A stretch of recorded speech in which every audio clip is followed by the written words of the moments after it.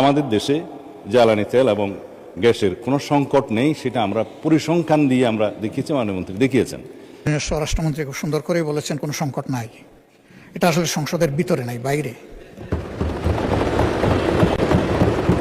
সংকটটা আমাদের সংসদের বাইরে, এবং সংকট আছে বলে খোদ হাইকোর্টের মতো ভেরি সেন্সিবল জায়গায় 2 দিন এখন এই জ্বালানি সাশ্রয়ের উদ্দেশ্যে কোর্ট হবে ভার্চুয়ালি। আপনি একসময় তার অংশ ছিলেন। সংকট নাই বলেই এটা হয়েছে। আমি জাস্ট একটা উদাহরণ। উনি অনেক কথা বলেছেন, আমি এগুলা রিপ্লাই দিতে যাব না। এই সংকটটা এই সরকারের সৃষ্টি না, এটা একটা গ্লোবাল ম্যাটার, একটা ওয়ার সিচুয়েশন চলতেছে। আমরা এগুলো বুঝি, কথা বারবার আমরা বলতেছি। আমরা চাই সবাই মিলে এখানে কন্ট্রিবিউট করতে, প্রেশারটা ডিফিউজ করতে, সিচুয়েশনটাকে ইজি করতে। তাহলে সব দায়িত্বই যদি একা একাভাবে সরকারি দল পালন করে, আমরা কোনো সুযোগ পাবো না। মাননীয় স্পিকার, আমরা তো এই দেশের নাগরিক। জনপ্রতিনিধি বাদ দিলাম, নাগরিক হিসাবেও তো আমাদের কিছু দায় আছে।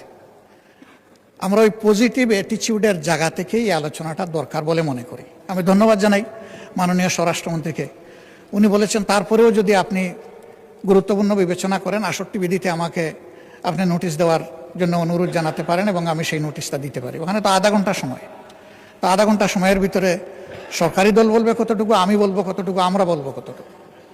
এই বিষয়টা এইরকম একটা জ্বলন্ত, ঠিক আছে 1 ঘন্টা হইতে পারে, এর মতো একটা বার্নিং ইস্যু যদি আমাদের এই আলোচনার গুরুত্বপূর্ণ বিষয় না হয়ে থাকে, তাহলে কোনটা হবে আমি ঠিক জানি না। আমি মনে করি যে এই মুহূর্তে বাংলাদেশে প্রিভেইলিং যতগুলা সমস্যা আছে, এর মধ্যে সবচেয়ে গুরুতর সমস্যা হচ্ছে জ্বালানি সমস্যা, এবং এইটার সাথে সম্পৃক্ত অনেক কিছু, অনেক জিনিস সেই গোটা অর্থনীতির চাকায় পাওয়ারের উপর নির্ভর করে। পাওয়ার জেনারেট করবে এই জ্বালানি দিয়ে। পাওয়ারের র মেটেরিয়ালস হচ্ছে জ্বালানি, গ্যাস হোক, তরল হোক, যাই হোক। আমরা এই বিষয়ে কন্ট্রিবিউশন রাখতে চাই, আমাদেরকে সুযোগ দেওয়া হোক।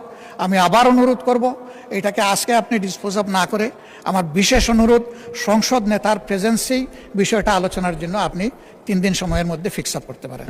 ধন্যবাদ আপনাকে। ধন্যবাদ মাননীয় বিরোধী দলীয় নেতা এবং মাননীয় স্বরাষ্ট্রমন্ত্রী, দুইজনকে ধন্যবাদ। মাননীয় বিরোধী দলীয় নেতা, এখানে পার্টিনেন্ট বিষয় হচ্ছে আলোচনা। তো আমি দেখলাম মাননীয় স্বরাষ্ট্রমন্ত্রীও আলোচনা করতে চান, আপনার প্রস্তাবেও আলোচনা, বাট কোশ্চেন হচ্ছে হোয়েদার সংসদ মুলতবি করে হবে নাকি না করে হবে। আলোচনা কিন্তু হচ্ছে মুলতবি করা না করা কোনো বিষয় না, আলোচনা হওয়া উচিত কিনা। আর আপনি যেটা বলেছেন, যে কোনো জাতীয় ইস্যুতে treasury bench and opposition should work shoulder two shoulder, এটা এখানে পেয়েছি আমরা। তো আমার মনে হয় আলোচনা হচ্ছে, বাট বিধিগতভাবে আমরা চিন্তা করলাম যে না, অল্টারনেট বিধিতে আলোচনার সুযোগ। যেমন দেখেন, আজকে এত হারমোনিয়াস পরিবেশে প্রায় আধা ঘন্টার মতো আলোচনা অলরেডি হয়ে গেছে। সো এই আলোচনাটাই কন্টিনিউ আমরা করতে পারি। আর একটা বিধিতে আমি এটা আগেও একটু দেখে রেখেছি, সংসদকে মুলতবি করে আলোচনা না করে এই আলোচনাটাই আমরা সংসদের চলমান অবস্থার সাধারণ আলোচনা নিয়ে যাই।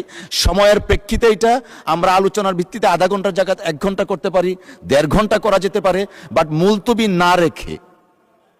আচ্ছা ঠিক আছে, 1 ঘন্টার মধ্যে আমরা করলাম।